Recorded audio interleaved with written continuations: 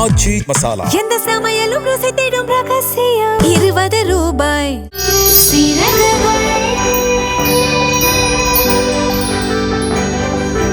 ஒருவேளை தெரியாம அவன் கைப்பட்டு கூட விழுந்திருக்கலாம்ல. என்னம்மா நீ செஞ்ச தப்புக்கு ஏன் புள்ளைய மாட்டி விட்டு தப்பிக்கலான்னு பாக்குறியா? ஐயோ, நான் அந்த அர்த்தத்துல சொல்லலக்கா.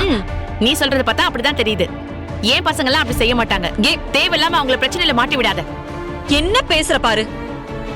தெரியாம கைப்பட்டு விழுந்திருக்கலான்னு தானே சொல்றா. மா, எனக்கு இதெல்லாம் சரியா படல. அதனாலதான் அன்னைக்கே இவளை ஹாஸ்டல்ல சேர்த்து விடலான்னு சொன்னேன். நீ தானே வேண்டான்னு சொன்ன. இப்ப பாரு, தேவையில்லாம பிரச்சனை வந்துகிட்டு இருக்கு.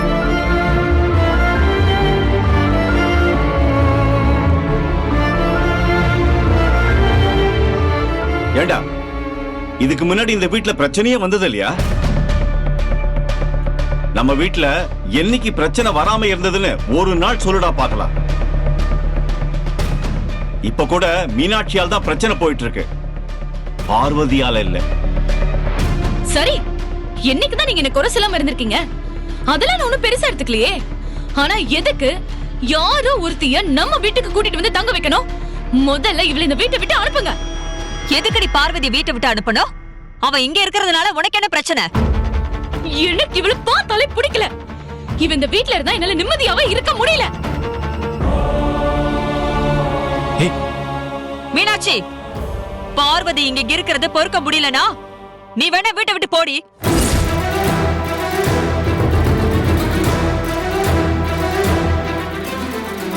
நான் வீட்டை விட்டு வெளியே போணுமா?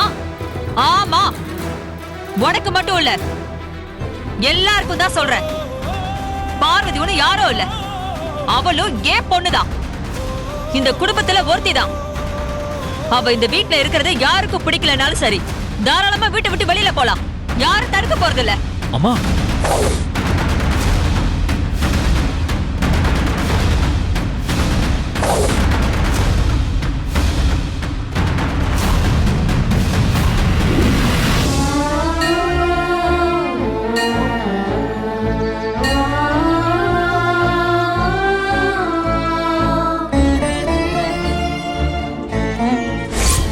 உனக்கு மட்டும் இல்ல, எல்லாருக்கும் தான் சொல்றேன். பார்வதி ஒண்ணு யாரோ இல்ல, அவளும் ஏன் பொண்ணுதான். இந்த குடும்பத்துல ஒருத்திதான்.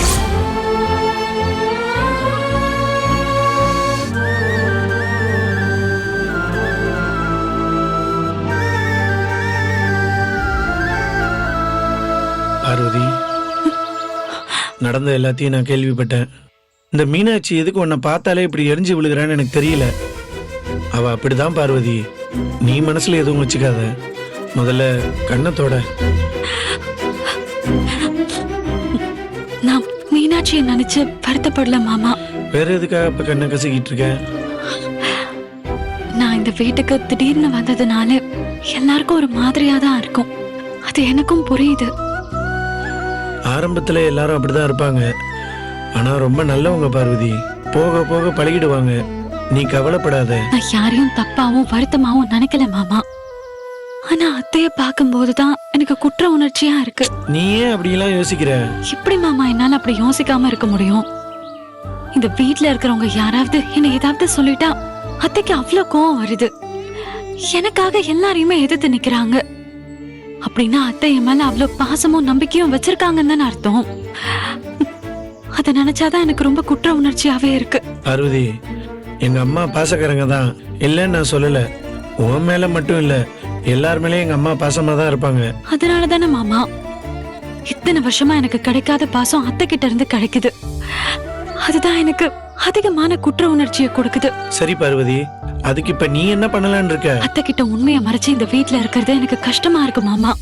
பேசாம நான் யாருங்கிற உண்மையை அத்தை கிட்ட சொல்லிடவா? ஐயோ, அந்த தப்பை மட்டும் நீ எக்காரணத்தை கொண்டு செஞ்சிடாத பார்வதி. ஏன் மாமா அப்படி சொல்றீங்க? அத்தை கண்டிப்பா என்ன புரிஞ்சுப்பாங்க, எனக்கு நம்பிக்கை இருக்கு. உன் நம்பிக்கைய நீ உன்னோட வச்சுக்க. அதை தயவு செஞ்சு நீ வெளியே காட்டிடாத. உனக்கு என் அம்மாவோட ஒரு முகம்தான் தெரியும் பார்வதி. நீ மட்டும் சாரதாத்தையோட பொண்ணுங்கிறது தெரிஞ்சதுன்னு வையே, என் அம்மாவோட இன்னொரு முகத்தை நீ பாப்ப. என்ன மாமா, எவ்வளவு நாள் தான் அத்தை கிட்ட இப்படி உண்மையை மறைச்சு வச்சிருக்கிறது? எவ்வளவு நாளைக்கு என் அம்மாவுக்கு உன்னை பத்தின உண்மை தெரியாம இருக்கோ அவ்வளவு நாள் உனக்கு நல்லது. கவலைப்படாத பார்வதி, எல்லாத்துக்கும் ஒரு நேரம் வரும், அப்ப பாத்துக்கலாம். அது வரைக்கும் நீ எதை பத்தியும் யோசிக்காத. நீ இப்படி தனியா இருந்தா உனக்கு இப்படிதான் ஏதாவது யோசனை வரும். முதல்ல நீ இங்க இருந்து வா, போலாம். வான்னு சொல்றேன்ல. அட வா பார்வதி.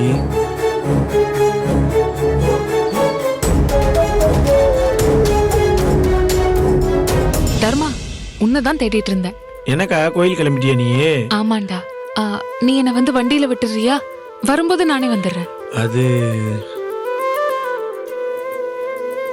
இல்லக்கா, கடைக்கு இன்னும் கொஞ்ச நேரத்துல சக்கரை மூட்டை வரும். அது நான் இருந்தாதான் கணக்கு பார்த்து இறக்கி வைக்க முடியும். சரிடா, நானே போய்க்கிறேன். அக்கா அக்கா ஒண்ணு பண்ணுக்கா. ஏன் நீ தனியா போற? பார்வதியை கூட்டிட்டு போ. ரெண்டு பேரும் அப்படியே பேசிக்கிட்டே நீங்க கோயிலுக்கும் போயிட்டு வந்துடலாம்ல. இல்ல வேணாடா, நான் மட்டும் போய்க்கிறேன். அக்கா அக்கா அக்கா அக்கா அக்கா நில்லுக்கா. அக்கா நானே உன்னை கூட்டிட்டு போய் கோயில்ல விட்டுறேன். பரவாயில்லடா, உனக்கு தான் வேலை இருக்குல்ல, நான் பாத்துக்கிறேன். அதெல்லாம் தோனி பாத்துக்குவாங்க. பார்வதி நீ போய் சாப்பிட்டு ரெஸ்ட் எடு. உனக்கு போர் அடிச்சதுன்னா கடையில போய் உட்காந்துரு. அங்க போய் தோனி கிட்ட பேசிட்டு இரு, சரியா? இங்க பாரு, தப்பி தவறி அவனை பேச விட்டுறாத. அப்புறம் உன்னால அதுல இருந்து மீண்டு வர முடியாது. ஆமா அக்கா, வாக்க போலாம்.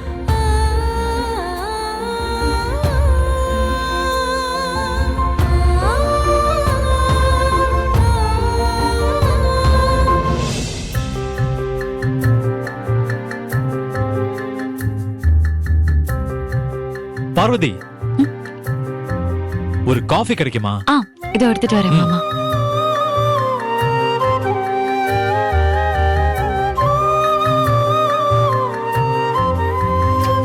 பார்வதி, எனக்கு ஒரு காஃபி மட்டும் போட்டு தெரியாமா? சரிங்க மாமா. பார்வதி, எனக்கு எடுத்து சரிங்க அத்தை. சந்திரா, மீனாட்சி ரொம்ப நேரமா மூஞ்ச தூக்கி வச்சிட்டு இருக்கா. நீ போய் ஒரு வார்த்தை பேச. தூக்கி வச்சா அப்படியே தூக்கி வச்சுக்கிட்டே இருக்கட்டும். ஏங்க, தாய் தகப்பன் இல்லாத பொண்ணு நம்ம வீட்டை தேடி வந்திருக்கா. அவளை எப்படி பாத்துக்கணும்னு தெரிய வேணாம்? நையாண்டி குடுமி நாத்தனார் குடுமின்னு சொன்ன மாதிரி எப்ப பார்த்தாலும் நாத்தனார் கூட சண்டை போடுற மாதிரி அவ கூட சண்டை போட்டுக்கிட்டே இருக்கா. அதனாலதான் கணத்துல பலார்னு ஒண்ணு வச்சேன். அவளுக்கு பார்வதி மேல அப்படி என்னதான் கோபம் எனக்கு தெரியலையே. சரி விடுங்க, எப்படியும் நைட்டுக்கு சோத்துக்கு வந்ததானே ஆகணும். சொல்றதும் சரிதான். அதெல்லாம் வந்துருவா தானே. அத்தை. குடுமா மாமா.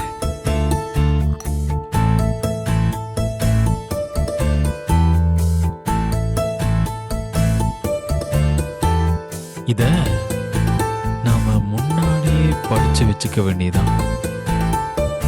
அப்பதான் ஒர்க் அவுட். மாமா காஃபி. தேங்க்ஸ் பார்வதி. இதுக்கலாமா தேங்க்ஸ் சொல்லுவாங்க? தேங்க்ஸ் சொல்லாம வேற என்ன சொல்லணும்? அப்படின்னா நான் ஒரு கவிதை சொல்லட்டா? நீங்க கவிதைலாம் எழுதுவீங்களா? யார பார்த்து என்ன கேள்வி கேக்குற? நான் கவிதை எழுதுவானாவா? என் பேர் என்னன்னு தெரியுமா? உங்க பேரு பாண்டிதோரை தானே? அது எனக்கு என் அம்மா அப்பா வச்ச பேரு. காலேஜ்ல எனக்கு இன்னொரு பேர் இருக்கு தெரியுமா? என்ன பேரு? மாணிக் பாஷாவா? கிண்டல் பண்ணாத பார்வதி. காலேஜ்ல என்னோட பேரு கவிதை பாண்டி.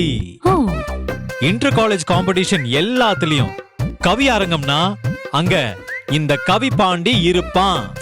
கிரேட் மாமா. இப்போ ஒரு கவிதை சொல்றேன் கேளு. நீ நடந்து போகும்போதெல்லாம் ஏய் ஏய் எங்க போற? உன்னை நடந்து போக சொல்ல.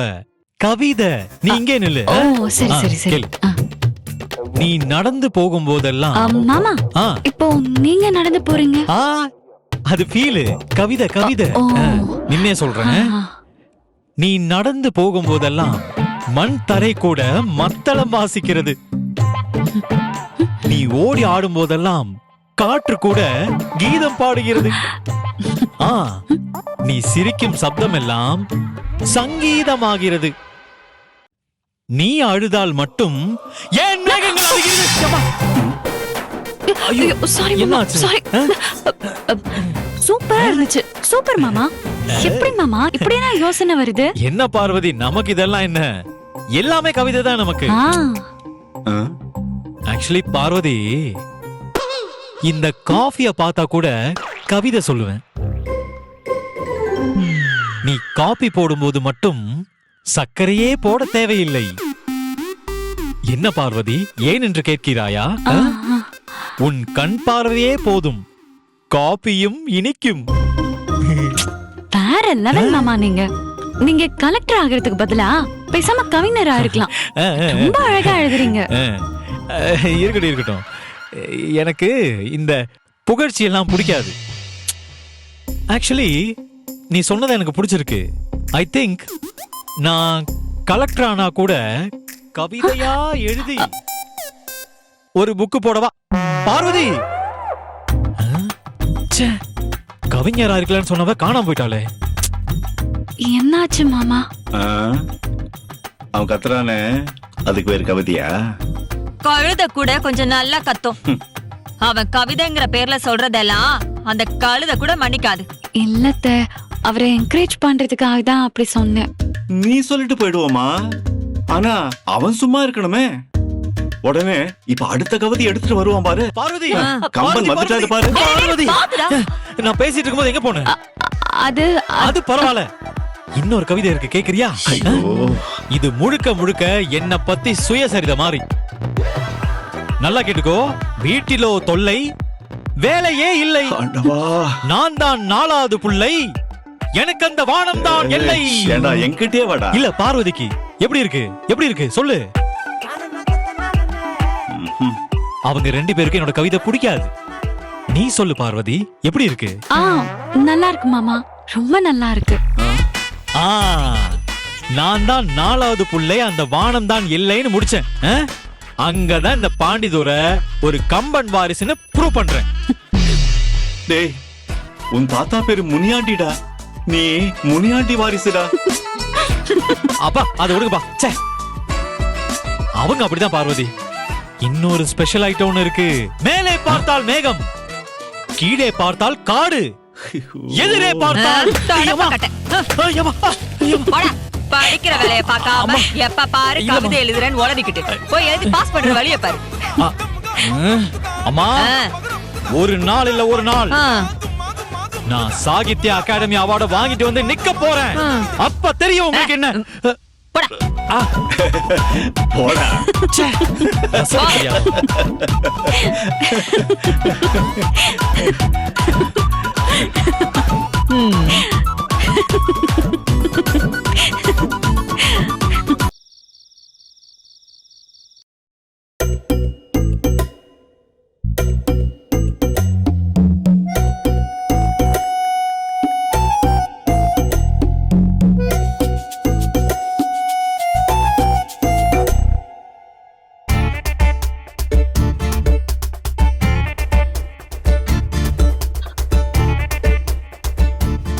யார் அது?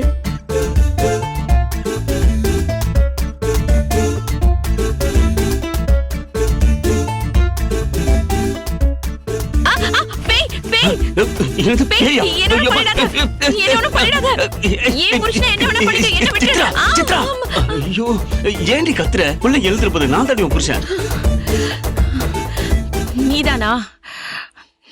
நான் பேயோ நினைச்சு பயந்துட்டேன். பேயா? நீயே பேய பார்த்து பயந்துட்டியா? என்னது? ஒண்ணுல நீயே ஒரு பிசாசு. யோ பிசாசு, ஏயா இப்படி டெய்லி தூங்காம உட்கார்ந்து என் உயிரை வாங்குற? தூங்கி தொலைய வேண்டியதானே? நானா தூங்க மாட்டேங்கிறேன், தூக்கம் வர மாட்டேங்குது. கண்ணை 3 நாள்ல என்னென்னவோ கனவுலாம் வருது. அதுவும் நல்ல கனவுலாம் இல்ல, எல்லாம் சொல்லி வச்ச மாதிரியே பணத்தை பத்தின கனவா வருது. அதுவும் யார்ட்டையும் பணத்தை வாங்கிட்டு நான் கஷ்டப்படுறவன்லாம் கனவு வருது. அப்புறம் எப்படி தூக்கம் வரும்? கனவுல மட்டும் இல்ல, நிஜத்திலயும் அதானே நடந்துட்டு இருக்கு.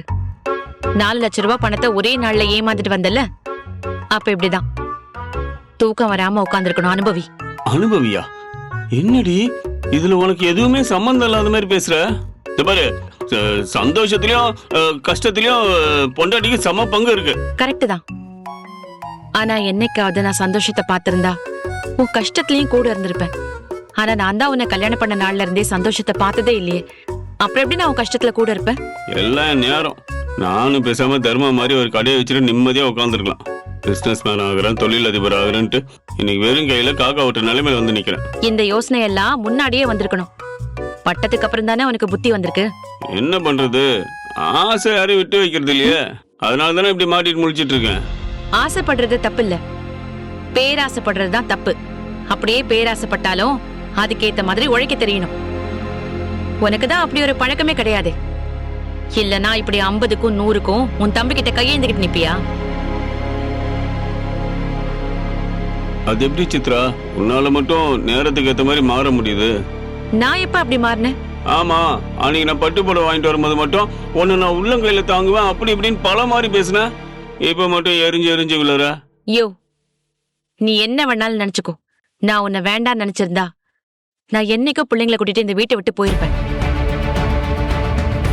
ஆனா நீயும் என்னைக்காவது ஒரு நாள் மாறிடுவ, எங்களை நல்லா பாத்துப்ப, நம்ம வாழ்க்கையும் சந்தோஷமா இருக்கும்னு நம்பினதுனாலதான் இன்னும் நான் உன் கூட இருக்கேன்.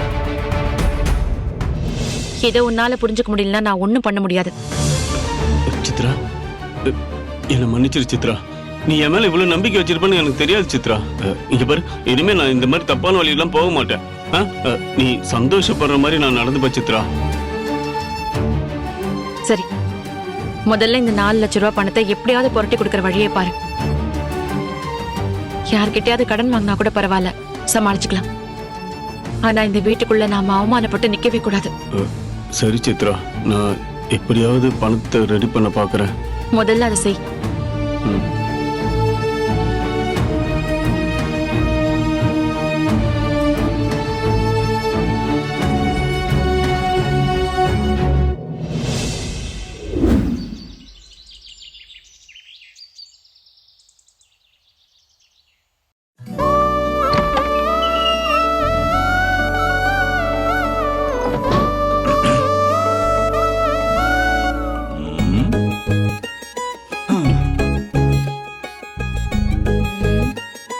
காலையில இருந்துச்சதும் போன் தானே. உலக நடப்புல தெரிஞ்சுக்க வேணாமா? நீங்களாவது 4 இடத்துக்கு வெளியே போயிட்டு வரீங்க, நான் வீட்லயே தானே இருக்கேன். அப்புறம் நான் எப்படி அதெல்லாம் தெரிஞ்சுக்கிறது? அதுக்குன்னு நாள் முழுக்க குனிஞ்சு உலக நடப்பை மட்டும் பார்த்துட்டு இருக்க கூடாது. அப்புறம் வீட்டு நடப்பு கெட்டு போயிடும், பாத்துக்க. வச்சுட்டேன், போதுமா? இந்த பேச்சையாவது கேட்டியே?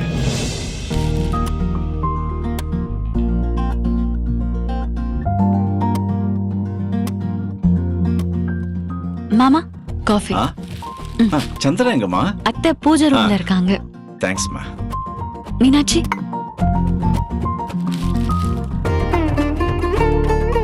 என்ன பார்வதி, நீயே காஃபி போட்டுட்டியா? ஆமா அத்தை. எடுத்துக்கோங்க.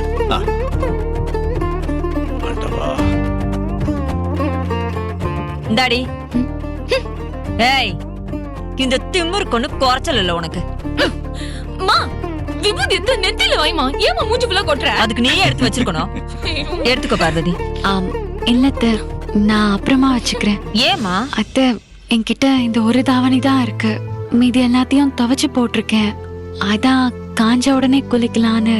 ஏமா, இத முன்னாடியே சொல்லிருந்தா நான் புதுசு வாங்கிட்டு வந்து கொடுத்திருப்பேன். அது அவ எப்படிங்க சொல்லுவா? அன்னைக்கு மீன் குழம்பு பிடிக்காததுக்கே சொல்ல தயங்கி சாப்பிடாம பட்னி கிடக்க பார்த்தா. நானும் அத பத்தி யோசிக்காம விட்டுட்டேன். ஒரு நிமிஷம் இருமா, இத வரேன்.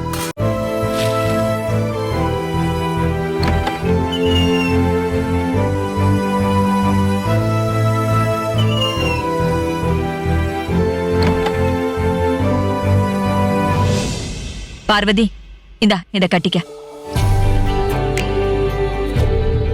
எதுவும் யோசிக்காத பார்வதி, வாங்கிக்கோ. இல்லத்த, நான் தாவணி காஞ்சதும் அதே கட்டிக்கிறேன். ஏன் இந்த புடவைய கட்டிக்கிறதுக்கு என்ன? ஏன் புடவைய கட்டிக்க மாட்டியா? ஐயோ அத்தை, அப்படிலாம் எதுவும் இல்ல. எனக்கு புடவை கட்ட தெரியாது. இத சொல்றதுக்கா இவ்ளோ தயங்கின? இந்தா, இத முதல்ல புடி. புடி. நீ போய் குளிச்சிட்டு வா, நானே உனக்கு புடவை கட்டி வர்றேன். போ.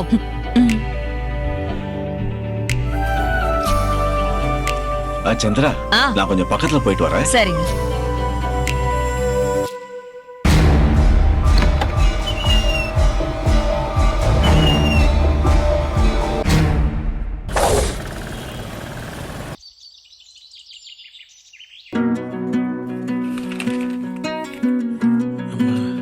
காமாட்சி,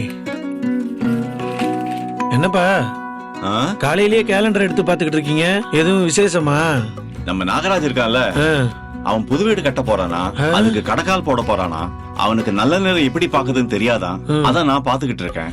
பரவாயில்லையப்பா, ஒரு வழியா அவரும் புது வீடு கட்டுறாரா? ஆமா அப்பா, அவர் கடுமையான உழைப்பாளியாச்சே.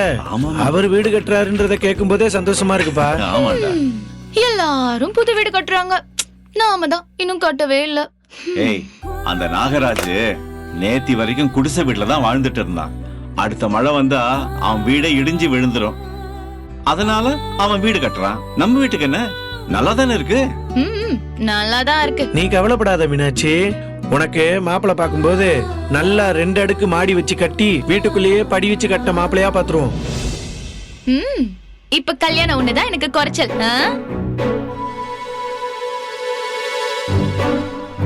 இந்த தர்மா, அம்மா எங்க நீ? பார்வதிக்கு புடவை கட்டி விட்டுட்டு இருக்காங்க. ஓஹோ.